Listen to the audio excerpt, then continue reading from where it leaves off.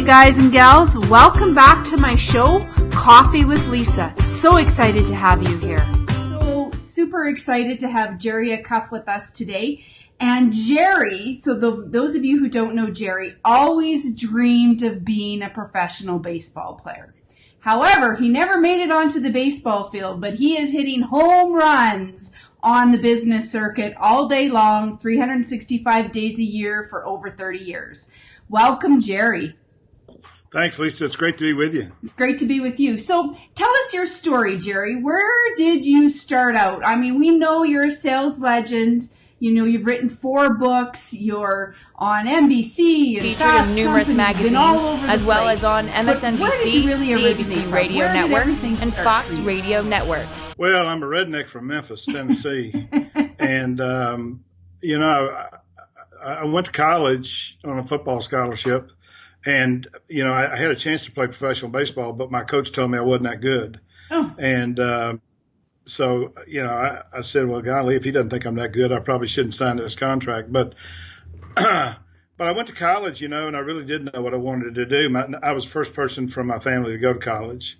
And my father always told me, because he quit school in the 10th grade, and he said, if you just get a college degree, you got it made.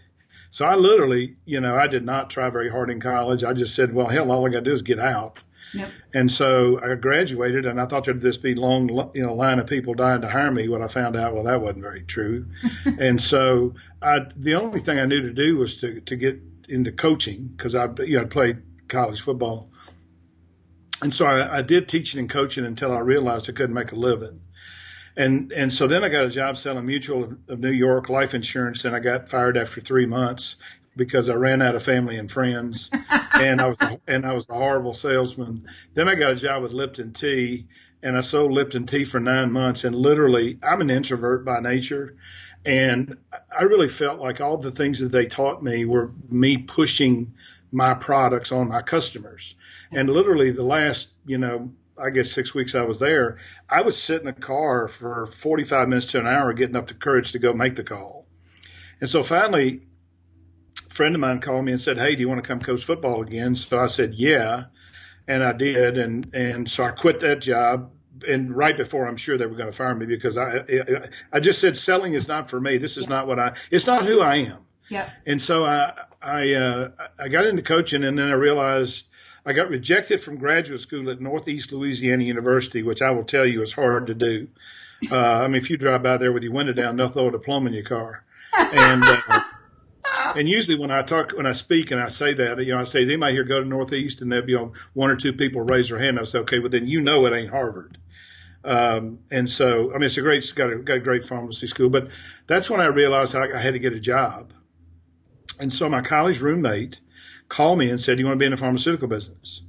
And I said, well, that doesn't, I always thought that was the holy grail of sales, calling on doctors. Yeah. But I thought, who would ever hire me? Yeah. And so sure enough, I got an interview, and this guy hired me. He was probably dumber than me. He turned out to be one of the greatest things that ever happened to me. But I was a rep for 6 years, a district manager for 8. Of the 70 districts in the country, I had the top district 7 out of 8 years.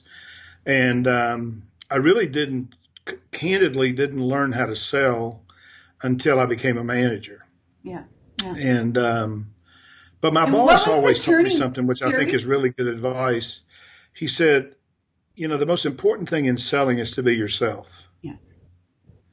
And I thought, so I said, well, so what you're saying, I said this to myself, you're saying it's okay for me to be an introvert. Now, I can be extroverted. I'm like a closet, extrovert. I can be an extrovert when I need to. But I like my, downtime. What I've discovered is that introverts are built for greatness in selling. They're qualities that they inherently have are great at selling. So I woke up one day running that pharmaceutical company. So I started as a rep and then woke up as VP GM of a $650 million company.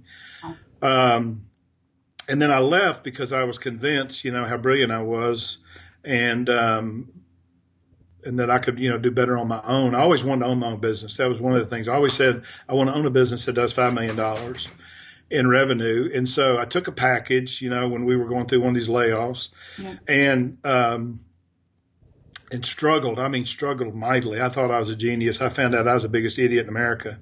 Well, don't you think that coming from corporate America to entrepreneurship world, one of the biggest transitions that I find, and I talk to a lot of CEOs that retire out, leave corporate America, and move into the small business entrepreneur space, they have a really hard time because they don't have the systems, the processes, and the teams that they're used to actually drive everything that they need to do to be successful.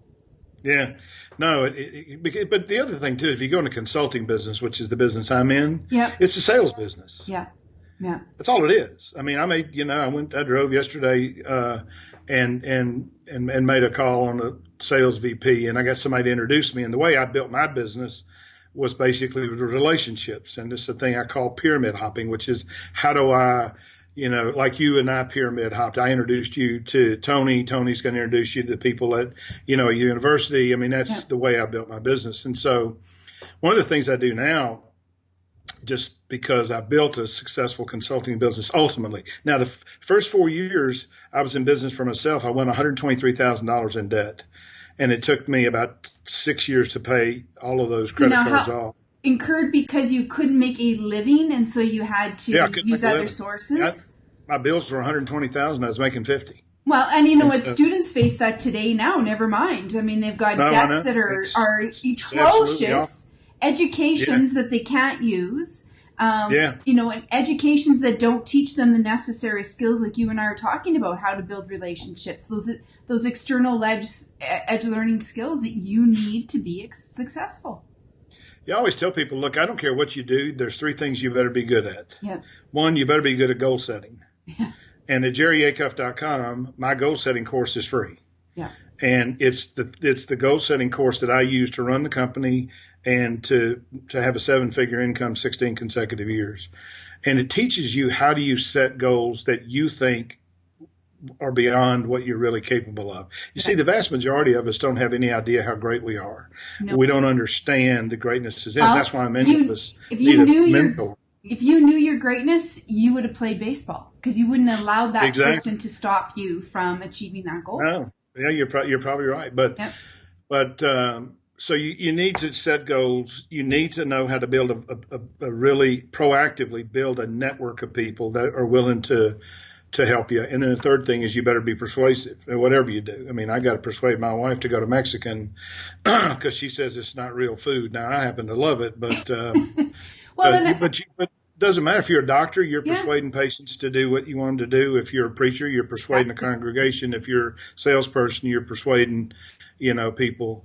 So I had this big epiphany in 1981. When I became a manager, and I remember driving down the road saying, okay, I now have responsibility for these 10 salespeople, right? Yeah. And I'm having this conversation with myself, and I'm saying, okay, you know how to sell, but you don't know how to teach somebody how to sell. So then I thought, well, here's a big idea. Maybe I should read a book.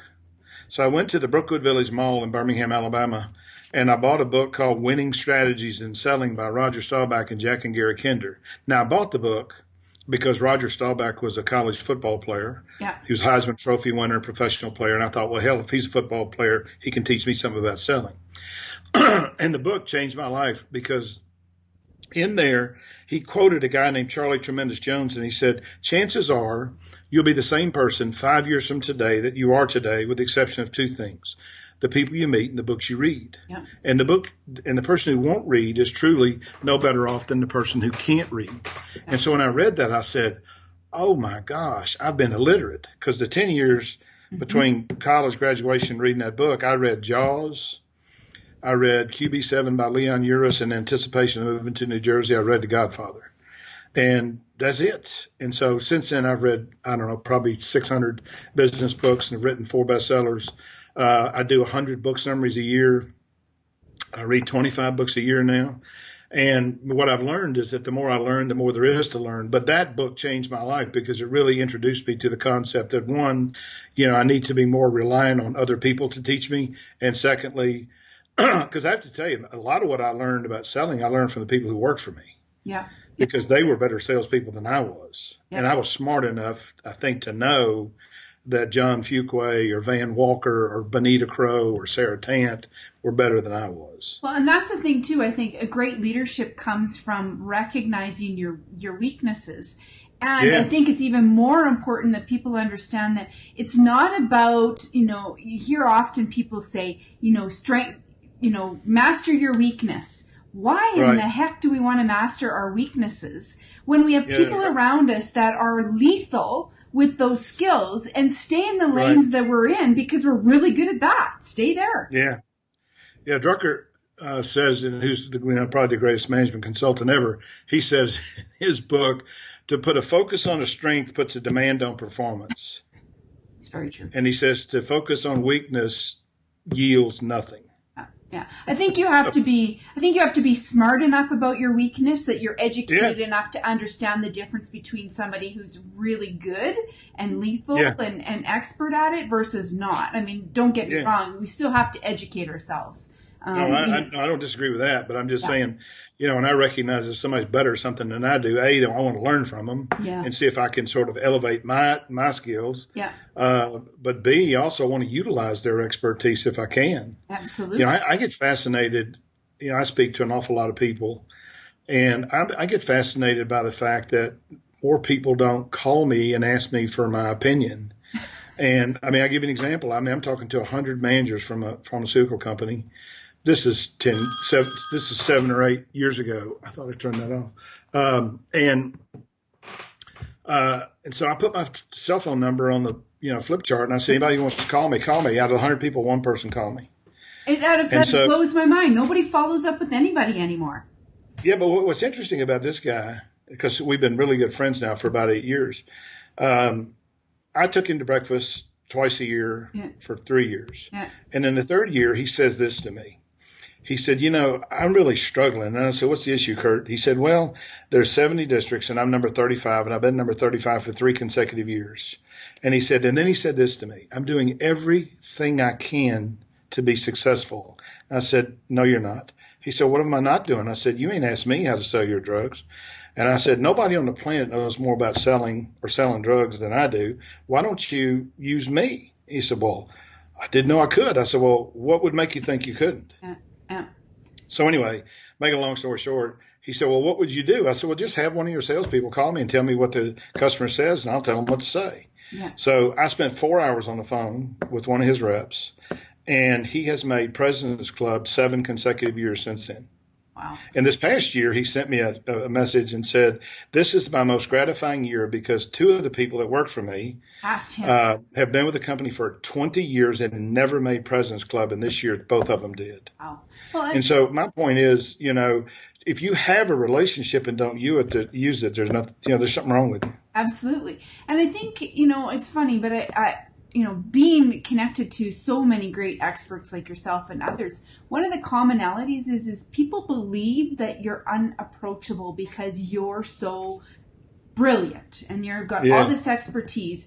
And I think that's the biggest downfall as experts and as influencers is not allowing ourselves or projecting that we are available. You can call it. Yeah, I tell people all the time when they say that to me, I said, first place, you do not make decisions about how I spend my time. Exactly. You let me make that decision. I said, if you contact me and I don't call you back, what do you learn? You learn I'm a jerk. Yeah. That's probably not a bad thing to know. Or you learn that actually I can be very helpful. Yeah. I mean, I got an email this week. I did some magazine article. I don't know. I don't even remember, writing the damn thing, but I got a message from somebody in London who is VP of sales of a dry cleaning, and they got dry cleaning in London and Dubai. Yeah. And so the VP of sales says, I loved your article, but there are other factors, and don't you think there are other factors? And so, the magazine sent it to me and said, do you want to respond to her? So of course I responded, and I listed all these factors, and then she sent me a message back this morning and said, first place, I can't believe that you responded, that somebody of your stature would respond. And I said, but you asked me a question. Why would I not respond? Exactly. So then she asked me another question, two more questions, right? She said, I don't know what questions to ask. And I said, well, I'm going to give you some questions that if I owned a dry cleaners, and I was competing in a price sensitive market, the questions I would ask, and you can use them or not use them. They may not be instructive. And then she also asked me about unexpected thoughtful acts, which is something that I teach people. How do you actually endear yourselves to others? And so she questioned whether that was a value or not. And I tried to get her to understand this. Not like giving people stuff. It's like making a book recommendation or recommending a restaurant or saying, hey, I got a friend, who wrote a book called The Relationship Edge, which I did. And I give it to any college student that wants it. Yeah. Yeah. And so if you got a kid who's going to college and you want them to have my book because you think they need to learn networking, just have them send me an email and I'll send them a book. And I sign them all.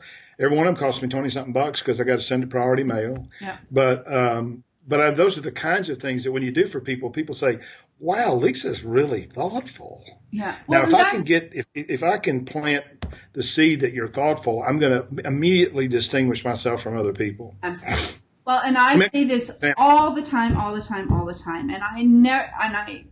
and people cannot hear this enough, is you need to follow through with things. Yeah. Just follow through and it would be a completely different world for you if you just followed through. Yeah, no. So, I tell people, I say, for example, let's say you're talking to a customer and they say they're going, and they live in Alberta, but they're going to Montreal. Yeah. Okay. And then I say, well, so what do you do about that? And everybody says nothing. I said, well, let me tell you what you should do. Yeah. What you should do is you should go home that night and you should call the Four Seasons or the Ritz-Carlton in Montreal and say, do me a favor. I want to talk to the concierge. Give me the name of 2 or 3 restaurants that are not, commercially well known, but are exceptional that I could recommend to someone who's coming to Montreal.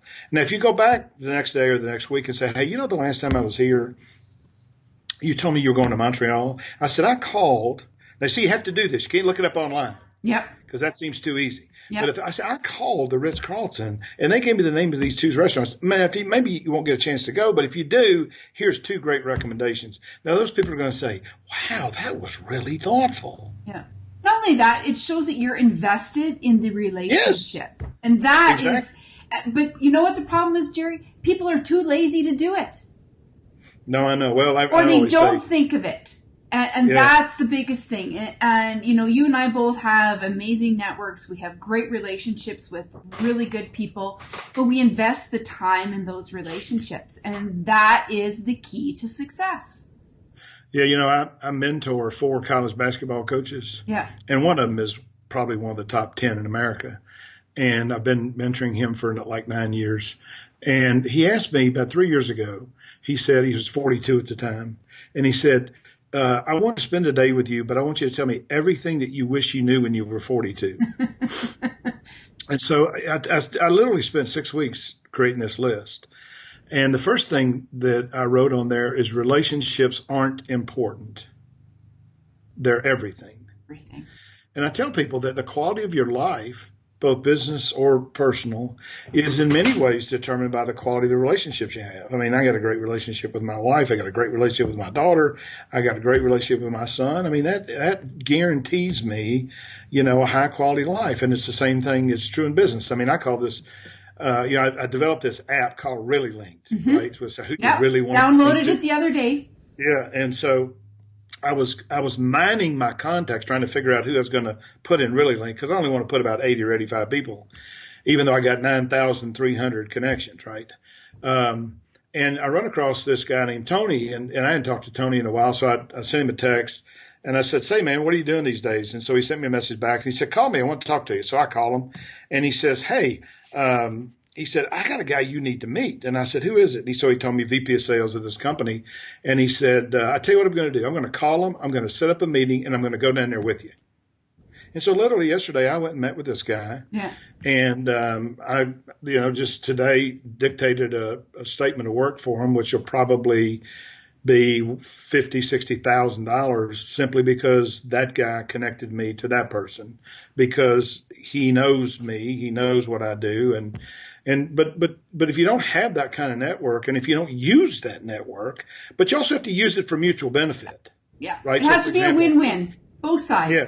Absolutely. He wanted to meet somebody at one of my clients, so I introduced him to somebody at one of my clients. So it's called the law of psychological reciprocity. I will give to you what you give to me. Yeah, absolutely. So now tell me, not everything was easy for you. You had lots of challenges. You've had lots of obstacles. We all do. And anybody who says they don't is full of BS. Right. So what was your biggest failure and how did you overcome it? My biggest failure was arrogance. You know, it was really believing that when I left the pharmaceutical company where I was making a really good living, that I would be instantly successful because I was so brilliant. Yeah. And what I found out in 4 years was that I was a functional idiot when it came to being an entrepreneur. Now, luckily for me, I did some people who had done some consulting for me, we started a small business together. And one of the owners there, a guy named Bob Lieberman, who was one of my favorite people in the entire world. Bob.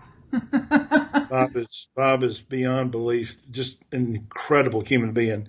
But he taught me more about running a business than I learned running a $650 million business. He taught me about, profit and loss statement. I mean, I looked at all that stuff when I ran the company, but I had finance people doing all that stuff. And, when you're in your own business, you like you said, you're the janitor. And, so I think my biggest mistake was arrogance and thinking that I was going to be wildly successful. And I really didn't realize that A, you need a network. B, you need a formula. If you're going to be successful as a consultant, you better have a recipe or a formula or a process that people can, say grace over. So like yesterday, I'm talking to this guy and I said, okay, here's what I want to do. I want to teach your people 3 things. LTA. What's LTA? How do you get them to listen? And there's only 2 ways you get people to listen, by the way. I don't care who you are. Number 1 is you have a relationship with them. You call me, I'm going to talk to you because we have a relationship. Yeah. I don't care whether you want to talk about a timeshare in Montana or whether you want to talk about a vacation in Hawaii or whether you want to talk about I don't care. Yeah. But only about 25% of the business relationships we have does the relationship carry the interest. Yeah. The next thing is if I don't have a relationship, I better say something quickly that the person I'm talking to thinks is not only interesting but relevant. Yeah. Now, what we do is we teach people straight out of Chip and Dan Heath's book, Made to Stick, how do you use mystery, surprise, and curiosity?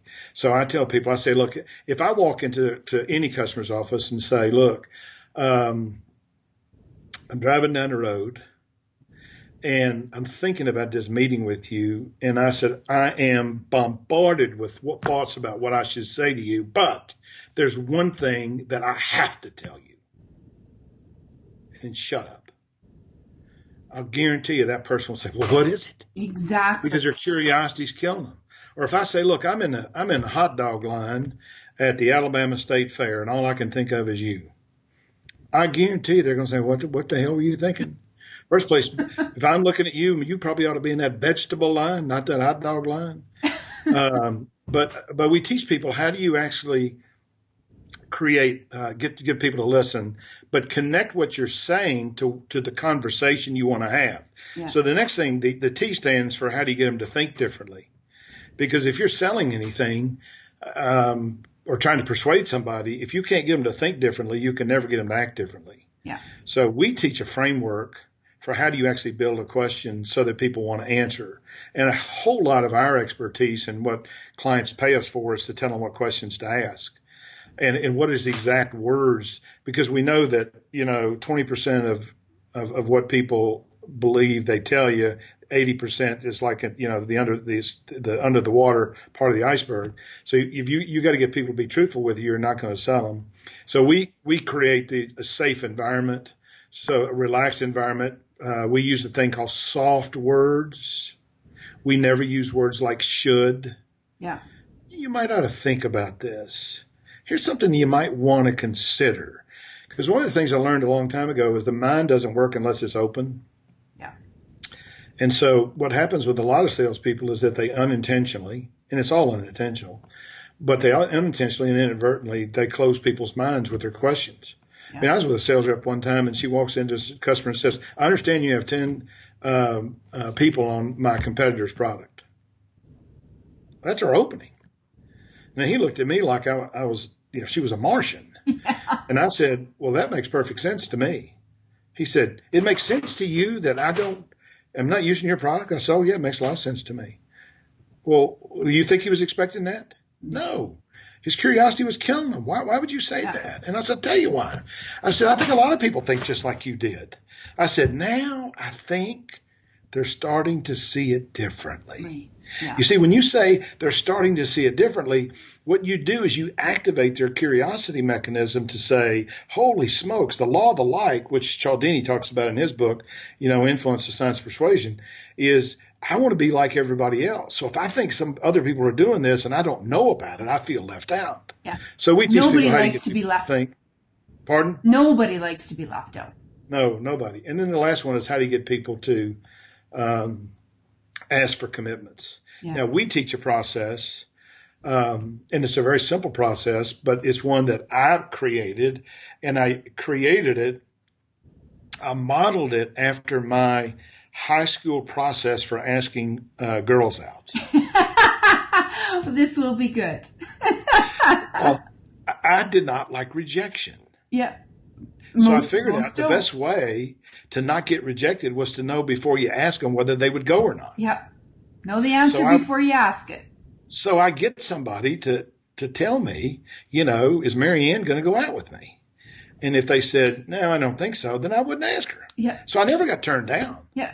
I mean, there were a lot of women, or girls that I wanted to go out with in high school that I never asked because I knew they wouldn't go. Yeah. But what I did was I took that concept and I created a process for asking for commitments where before you actually ask for the commitment whether you're going to get it or not. Absolutely. And if you don't get the commitment, what you get is the reason why they're not willing to commit. And in my mind, as a salesperson, if I can find out why you're not committing, that's just as important as getting you to commit. Well, and I think too, you're talking about salespeople, but that principle, that process applies whether you're a business coach, you're a CEO, you're a VP. It doesn't matter who you are, whether you're a brand new student fresh out of college, green behind the ears, and you don't know what you're going to do with your life. That process applies regardless.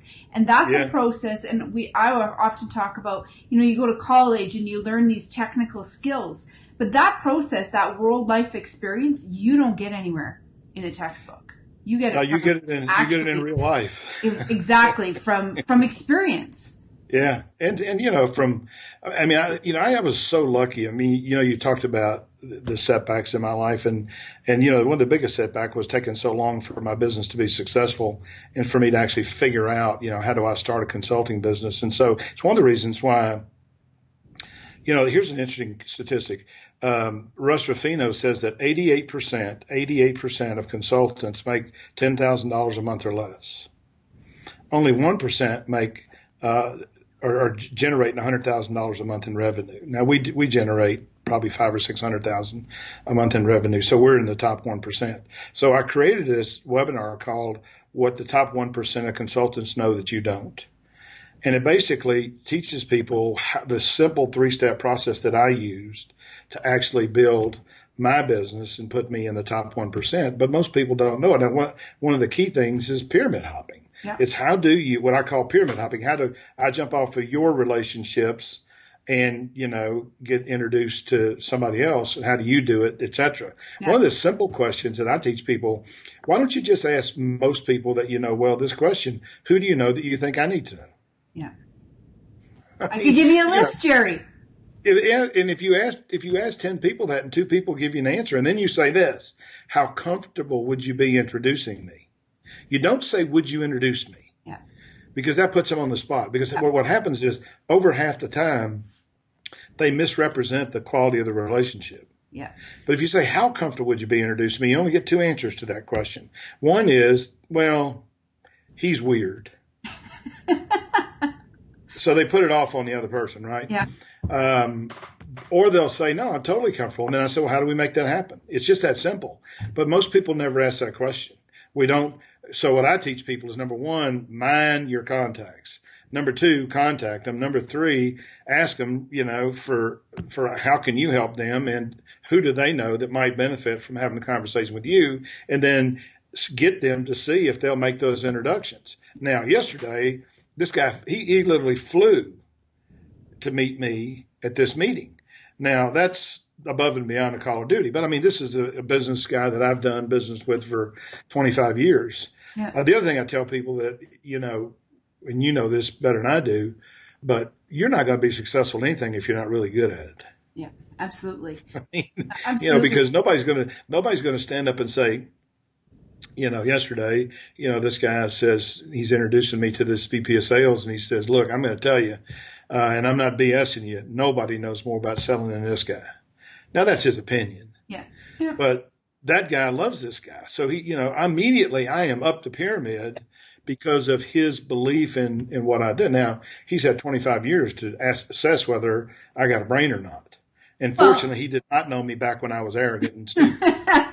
Well, the other thing too is people always like I cannot, and I know it happens to you too, Jerry, all the time. Is you reach out on a contact, LinkedIn. Let's talk about LinkedIn. Mm-hmm. Reach out on LinkedIn to make a genuine relationship on LinkedIn. I'm not there to sell. I'm there to add value, genuinely add value to the people that I connect with, not to sell or to pitch to them.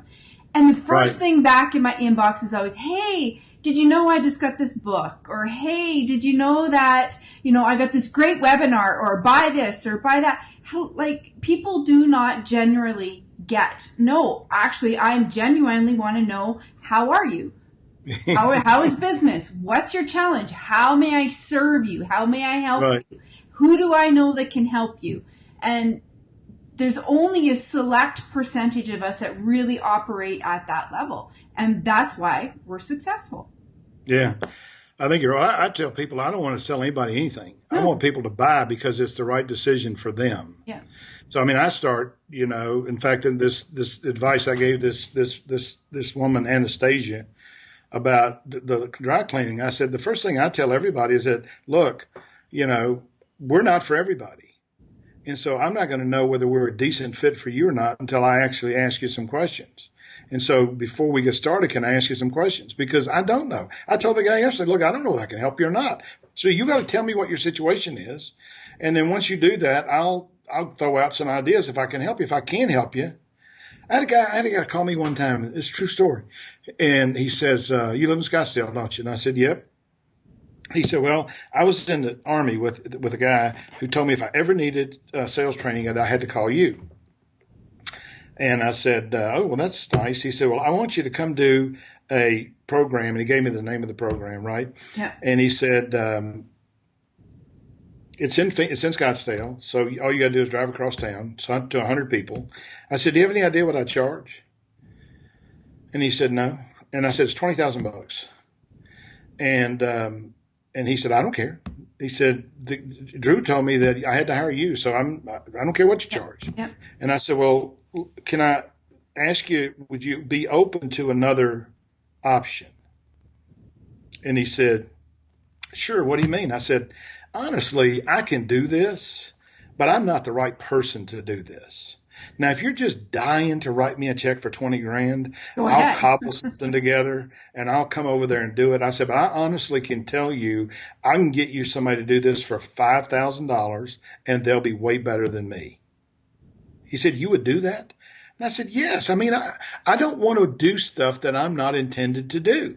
I'm not right for you. Now, again, I appreciate, the recommendation. Yeah. So anyway, I connected him to the other person. He sends me a text message right after the guy comes off stage, and his text message said, I owe you big time. And I ain't never heard from him. But I did the right thing because I wasn't right for him. Yeah.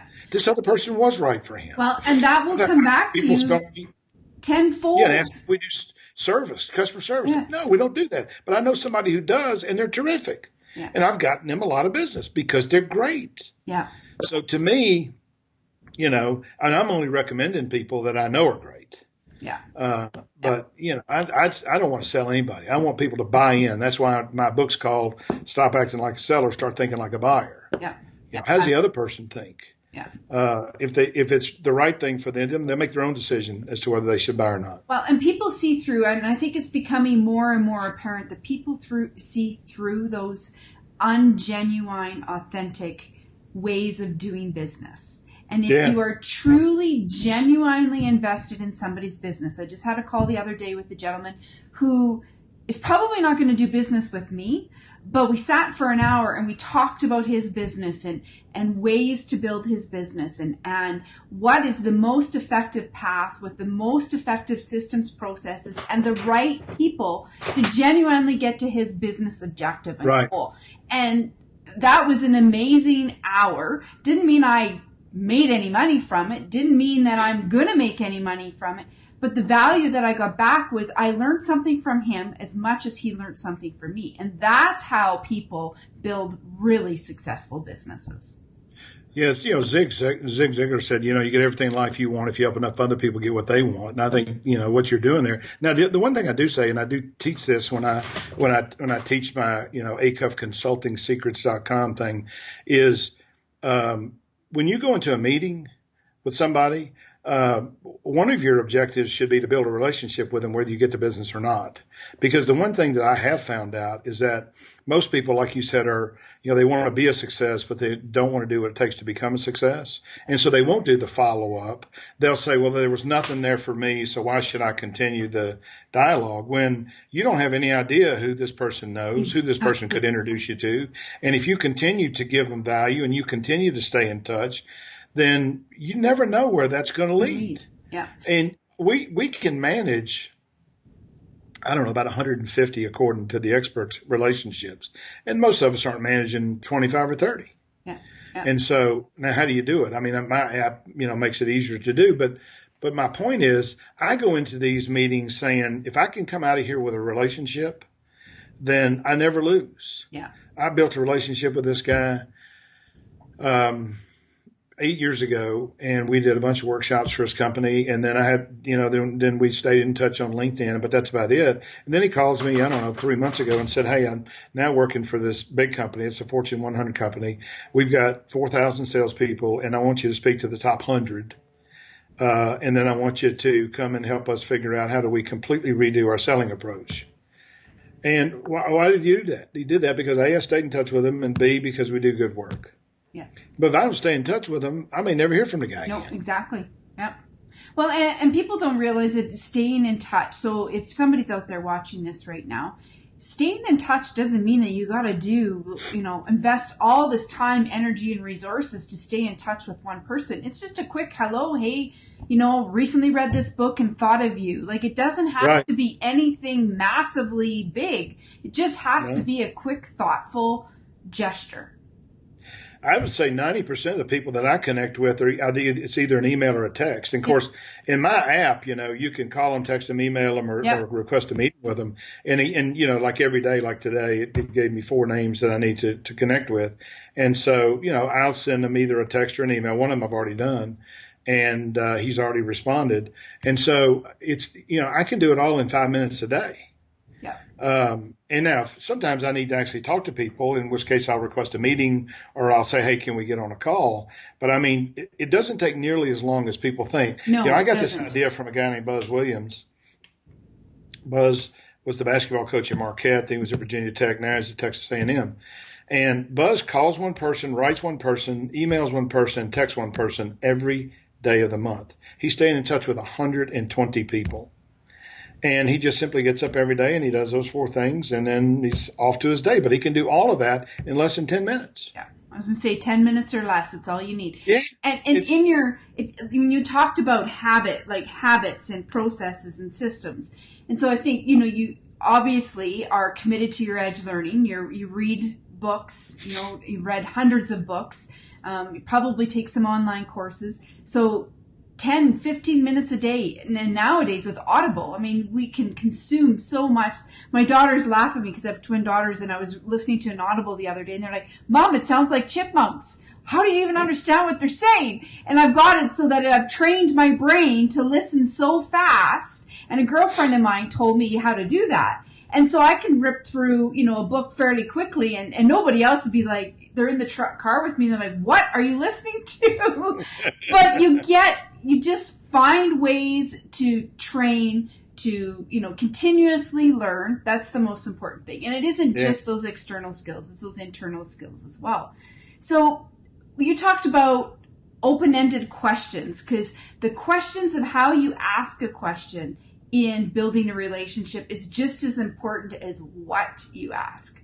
So what are the key words that you typically use, Jerry, when you're asking those kinds of questions? Well, I mean, Ziegler says you can get more people interested in you in 2 weeks by talking about them than you can in 2 months by talking about yourself. So, I usually, start, number one is I do research. So like yesterday, when I went down there yesterday, I looked at this guy's LinkedIn. I looked at our common connections. I made a list of 4 or 5 people that I thought he knew really well. So one of the first things I asked him, I said, how well do you know Ralph? He said, well, I never really worked for Ralph, but I know Ralph really well. Yeah. And now Ralph is a very good friend of mine and a good customer of mine. Then I asked him, I said, well, how well do you know this person? He said, well, I don't really know her at all. And I said, well, she's actually somebody that you probably should know because she's really impressive. So I do some research, number one. But the other thing I do is I usually just say to people, tell me how you landed here. And regardless of whether you're sitting on a plane with them or, if I may say, where are you from? They say Milwaukee. And I say, well, how'd you wind up in Milwaukee? There's a story there that about 50, 60% of people are dying to tell you. Yeah.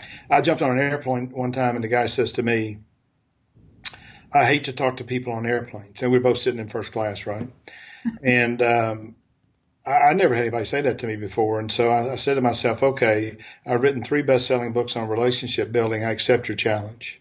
So right before we taken off and he was putting his earbuds in, and I said, say, man, can I ask you a personal question? Now, I use that question a lot. Say, man, or, Lisa, can I ask you a personal question?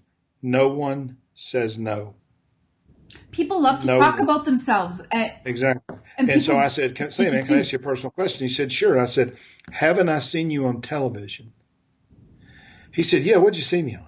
I said, well, I saw you on Good Morning Arizona, but it sounds like to me you've been on something else. Oh, no, I got this whole series on. He told me about this series. Now, the guy talked to me for 3 hours.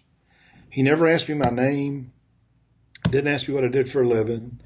And when we landed, he jumped up and he said, say, man, where do you live? I said, well, I live right here in Phoenix. He said, you and I got to get together. You're the most interesting person I've ever met. And he talked about himself for 3 hours? Yeah. Now, the guy's a genius. I mean, he really is. And I really, really did enjoy meeting him. And now when if I see him on TV or I'd listen to his podcast, I mean, I always learn something. But I always say, I want to get the other person talking about themselves, because nobody gives a damn about me. Nobody really cares, but when you're actually out at a social event, I want people to tell me about themselves. I'm a person who is fascinated by people.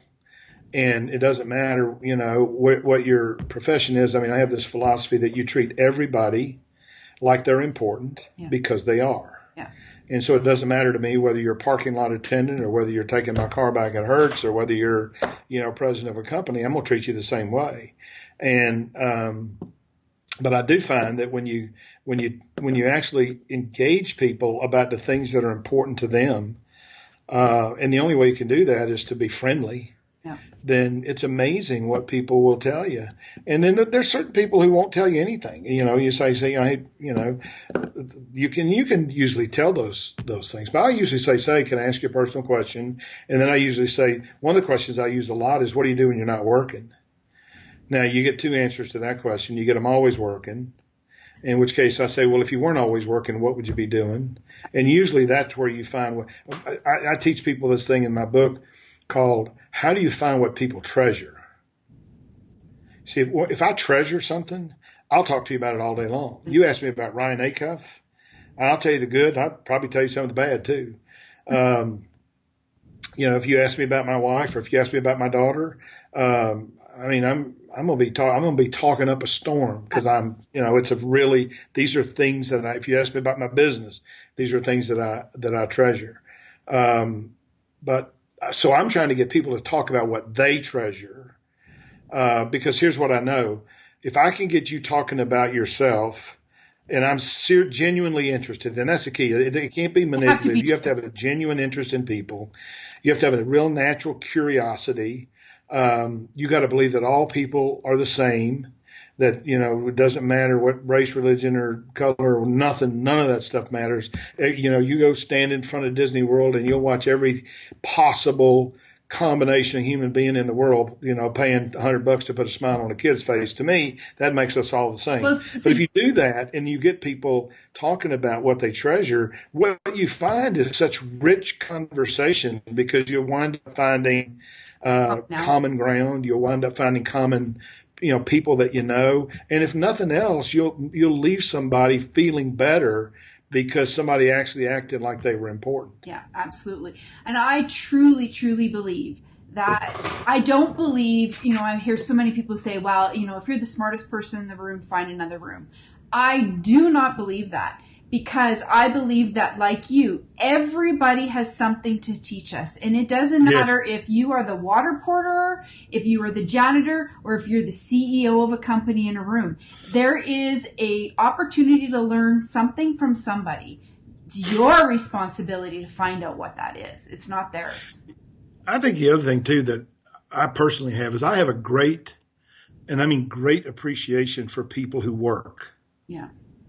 So, my wife and I went over to Ken's giving you a heart on that one. Ken Walls is on right now. He says, I'm sharing on multiple pages, and these are two of my favorite peeps. Ken Walls is a terrific person and a very good friend of mine.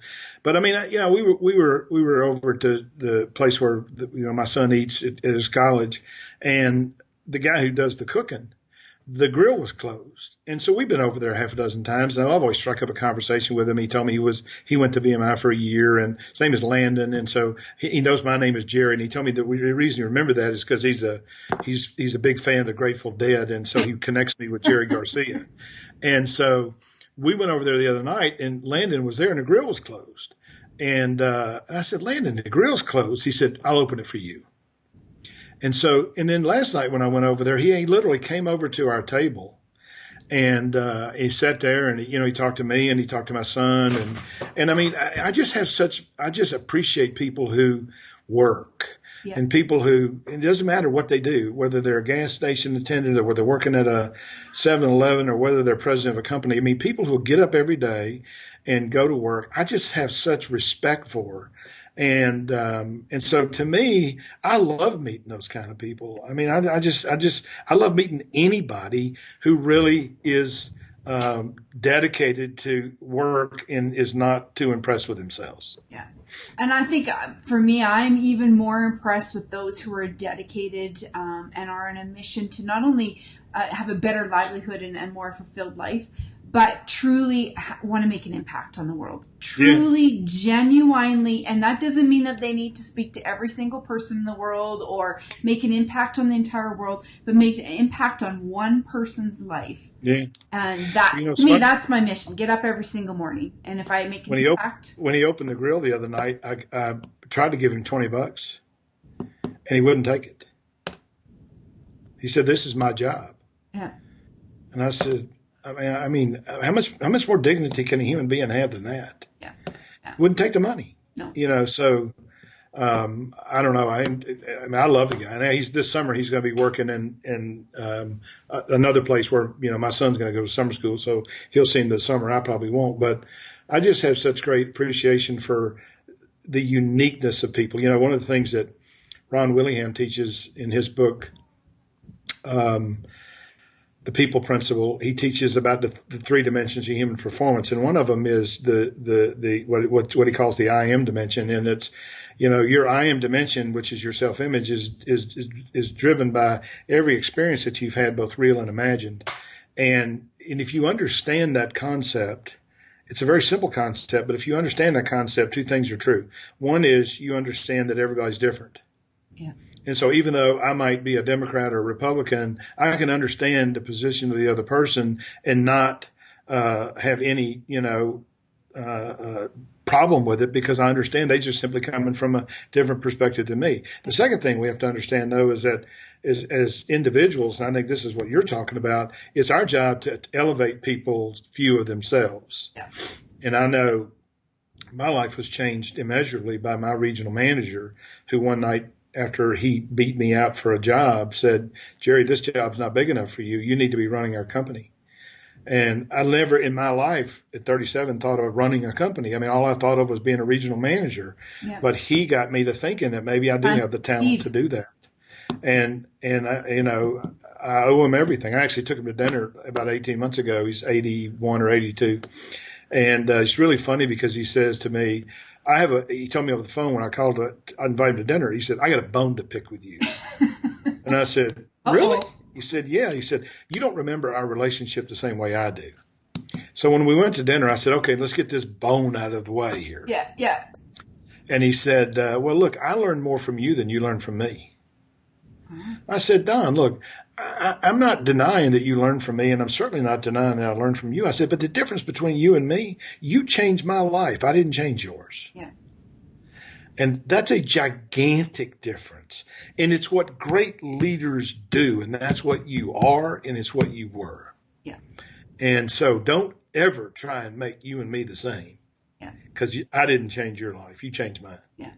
And did he know? In every conceivable way. Did he know he had that big of an impact on you?